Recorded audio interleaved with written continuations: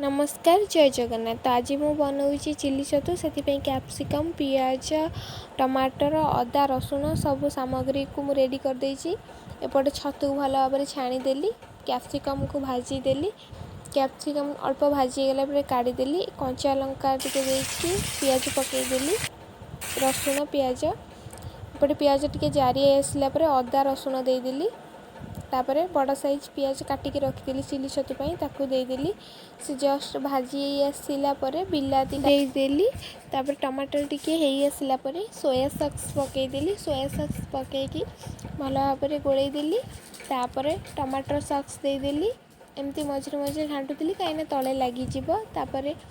Chilli sauce पकईदेली chilli sauce दे सारी छतु मु पकईदेली छतु देकी भल भाव मिसीगला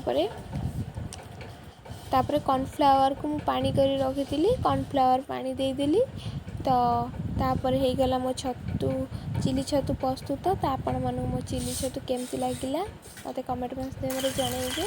वीडियोटी भल लगी सब्सक्राइब लाइक शेयर कमेंट करेंगे।